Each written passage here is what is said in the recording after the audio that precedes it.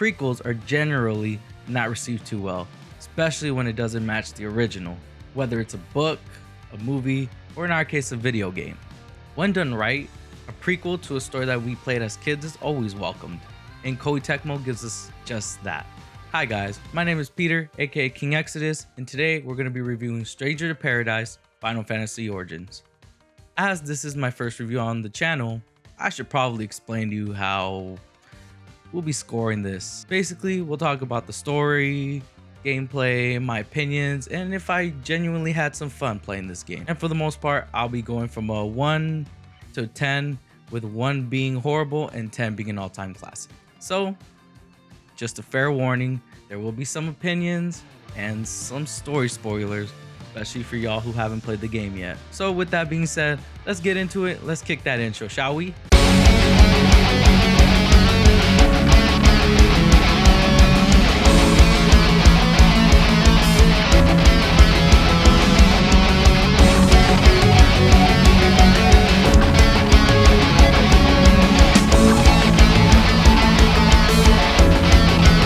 Stranger to Paradise follows a main protagonist, Jack, and his group of friends, Ash and Jed, who all possess a dark elemental crystal. They travel to Cornelia to take their spots as the 4 warriors of light of Cornelia to kill chaos.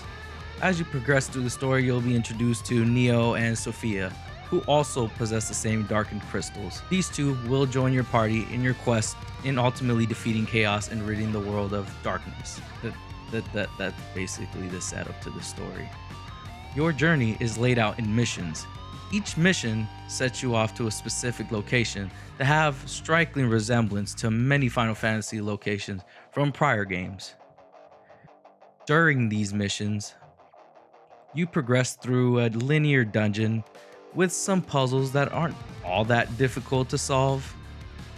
And once you're in a final area, you come face to face with the boss of that said level. These dungeons have many different types of enemies for you to fight, varying from bats, spiders, goblins, griffins, and some classics to the Final Fantasy franchise in Cactuar and Tonberry. In your fight versus the darkness, combat is associated with jobs, and these jobs allow you to equip an accompanying weapon. For example, sword fighters can use swords and shields, swordsmen can use great swords. These jobs are split between basic, advanced, and expert jobs. And in order to unlock some of these higher tier jobs, you'll have to level up and gain points to use on a job tree that leads you to some of the advanced and expert level jobs.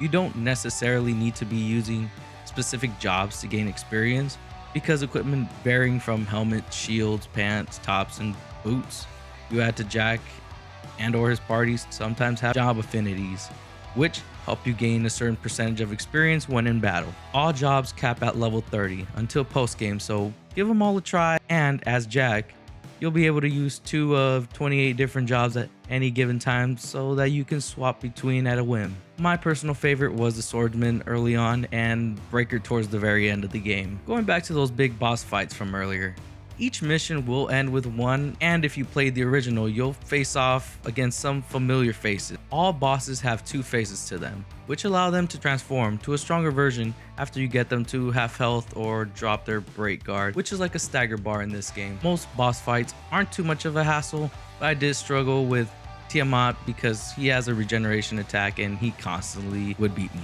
I was only able to defeat him until I was able to drop his break guard and hit him with the soul burst, which is a final attack when an enemy's break guard depletes. Now into some real spoilers, and if you don't want the ending spoiled for you, go to this timestamp to see the score we give this game at the end of the video. As I have explained, this is a prequel of sorts. It's actually a alternate universe prequel. I like to believe it is connected to the original though, and you'll see why. As you get through the story, restoring the 4 elemental crystals, and the many battles with you and your friend, you slowly start to regain your memories. After a battle with Astos, you soon realize that you're friends, and you guys have hatched a plan to revolt against the Lufinians. And the Lufinians are controlling the world by balancing darkness and light. And when something causes it to not be balanced, they simply just restart the world. You and your friends get back to Cornelia, attempting to rescue Princess Sarah, but she ultimately perishes in your arms, and your memories of falling in love come back to you. That is when your friends turn on you and you defeat them to start the process of turning you into chaos. After a battle with the current chaos and fully accepting the full mantle of chaos yourself, Jack embraces his family's surname, Garland, which for you Final Fantasy veterans is the Garland from the original game. This is just a theory, but I do think he is the same Garland because there's a post-game cutscene which ties in the Warriors of Light and the four fiends with his friends. I'm not a theorist, I'm a reviewer, so I'm not gonna spoil that, but I highly recommend you play it to see the tie-in. But for my hardcore Andes, there is a chaos difficulty post-game if you're into a little bit of a challenge. Overall, I had loads of fun with Strangers of Paradise. It has a great story and gameplay is pretty good. I highly recommend you try it, especially you newcomers to the Final Fantasy games, because it's a pretty good entry point to the series. I'll score this game at a 8 out of 10. So have you played Strangers of Paradise? If you have, what do you think about my score? If not, do you plan on playing it?